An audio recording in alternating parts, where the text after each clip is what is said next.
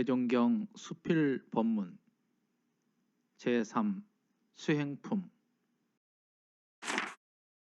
1-51 수행품 41장 나의 가르치는 것은 인도상 요법이 주체이다. 참으로 나를 선생으로 정하였을진데 나의 가르침과 지도함에 절대 복종하는 것이 가할 것이며 수하라도 피치 않을 만하고 전문 공부나 재각 공부나 각자의 처지와 형편을 따라서 하여 나간다면 성공은 반드시 그 가운데 있을 것인데, 만일 나의 법이나 가르침에 의심이나 하고 종사님은 언제 이와 같은 순서로 공부하여 도통을 하셨는가 하며 저희들이 공부길을 만들어서 행한다면 그런 자와 나와 사제간이라고 할 것이 무엇이랴. 가령 시계 만드는 법을 배우고자 하여 시계 공장에 들어갔으면 그 공장에 응당 선생이 있어 여러 가지로 시계 만드는 방식을 가르쳐 줄 것이니 그대로만 배워 나간다면 목적한 바 시계 제조법은 알고야 말 것인데, 만일 그 선생의 가르침을 믿지 않고 의심만 내며 자행자지한다면 그 시계 만드는 법을 어떻게 배울 것이며 그 꼴을 누가 볼 것이냐. 물론 그런 자는 미친놈이라 하여 그 공장에서는 쫓아날 것이니, 그런다면 그 목적한 바 시계 제조법 배우려는 일은 허사가 되고 말 것이다. 그러면 나의 지도를 불복하고 제 마음대로 공부를 하는 자들은 마치 시계 공장에서 그 가르침을 듣지 않다가 쫓겨난 놈과 상위가 없을 것이니 나는 그런 사람들의 전정을 위하여 근심하노라. 보라, 지금도 각 도 사찰 선방에 돌아다니는 누더기 수자들로 말하면 일평생을 아무 직업 없이 산중으로 돌아다니면서 한가히 얻어먹고 좌선만 하건만은 왜 통령을 쉽게 못하는지 모르겠다. 그뿐인가, 심상 궁곡에 들어가 보면 음부경 통령을 한다, 혹은 미타경 통령을 한다, 혹은 오제 통령을 한다 하여 산중에서 방황하는 사람이 그 수를 헤일 수가 없을 만큼 많이 있는 바, 자칭 저희가 도를 알았다 하며 또는 도인을 안다고 한다 하니 나는 그 속을 알지 못하노라. 자고로 참 양반이라야 그 양반을 아는 것이요, 글씨를 잘 쓰는 사람이라야 그 명필을 알아보는 것이며 성인이라야 능히 그 성인을 알아보는 것인데, 공부길도 모르는 사도인들이 무슨 능력으로서 정도인을 알아볼 것이랴. 만약 주문장이나 읽어서 도통을 한다면 아마 이 세상은 도인천지가 될 것이다. 그러나 참 도인은 귀하고 세상의 인심은 약아져서 점점 미신을 배척할 것이니 산중에 잠재한 사도인들은 불온한 장래에 자연히 없어지고 그 반면에 인도에 적절한 정도는 스스로 서게 될 것이다. 알고 보면 삼계가 변화하는 이때에 전에 복 좀 지어놓은 사람이라야 참 선생을 만나서 큰 공부와 사업을 성취하게 되지, 만일 무복한 자라면 설사 만났을지라도 외도로 빠지고 말 것이다. 내가 제군에게 가르쳐주는 법으로 말하면 신통 변화도 제2 문제로 두고 우선 사람으로서는 반드시 알아야 하고 행하여야 할 수신상 요법과 제가상 요법과 단체와 단체의 진화상 요법과 지도인으로서의 준비할 요법 등을 주체로 하여 가르치나니, 그 가르치는 대로만 공부하여 나간다면 복족 해족을 얻는 동시에 통령도 자연이 되어 신통 자제할 수도 있는 것인데, 아무 수고와 노력도 없이 산중인에 들어가 있다면 그 무엇이 알아질 것이냐.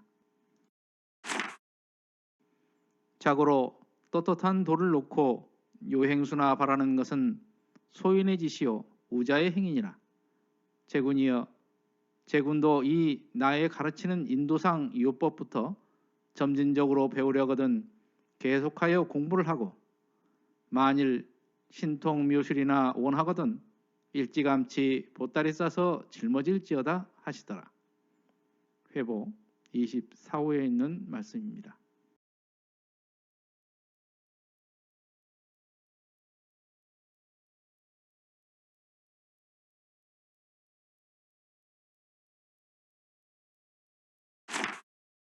(1-51회) 지난장에서 나를 만났지만 나의 얼굴도 보지 못한 자라고 말씀하셨듯이, 이 회상에 와서 대종사님의 가르침을 소홀히 하거나 신비한 자취면을 구하려는 사람들에게 일침을 가하시는 내용입니다.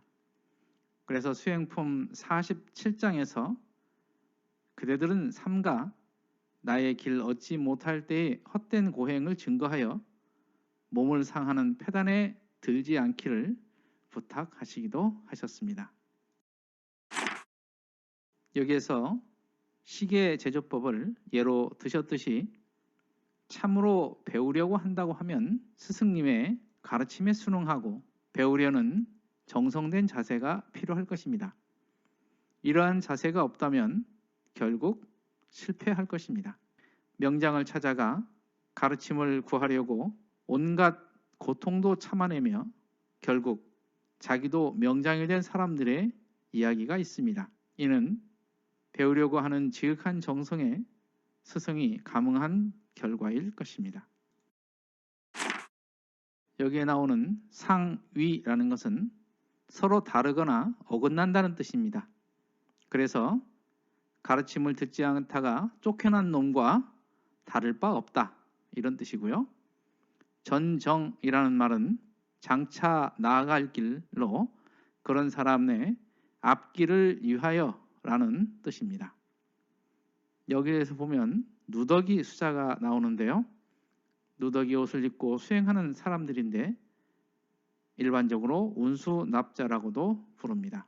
그렇게 많은 산중에 수행자가 있었으면 도인들이 넘쳐날 텐데 왜 도인들은 많지 않을까요?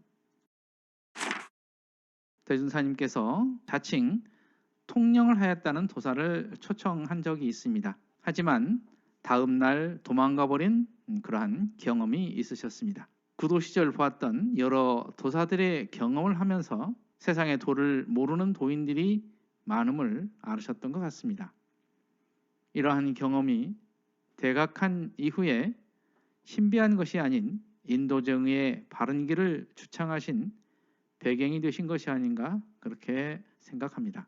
그래서 인도품 59장에서는 그 사람이 아니면 그 사람을 모른다는 그러한 말씀을 하신 것 같습니다.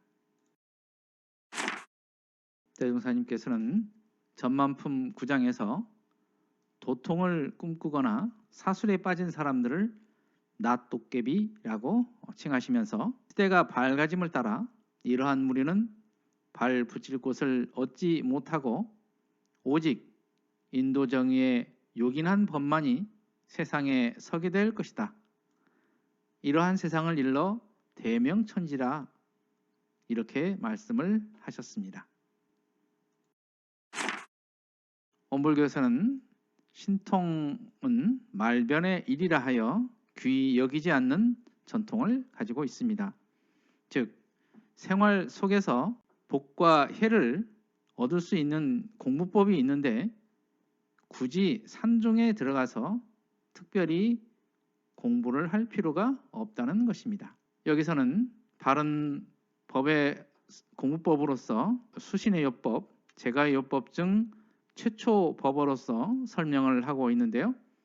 수행품 본문에서는 인생의 요도와 공부의 요도로 정리되어 있습니다. 마지막으로 대종사님의 단호한 목소리를 들을 수 있습니다. 나의 가르치는 인도상 요법부터 점진적으로 배우려거든 계속하여 공부를 하고, 만일 신통묘실이나 원하거든 일찌감치 보따리 싸서 짊어질지어다. 이렇게 단호한 말씀으로 제자들에게 말씀을 하고 계십니다. 이상으로 대종경 수필 법문 봉독회를 마칩니다. 마음 공부 잘하여서 새 세상의 주인 됩시다. 감사합니다.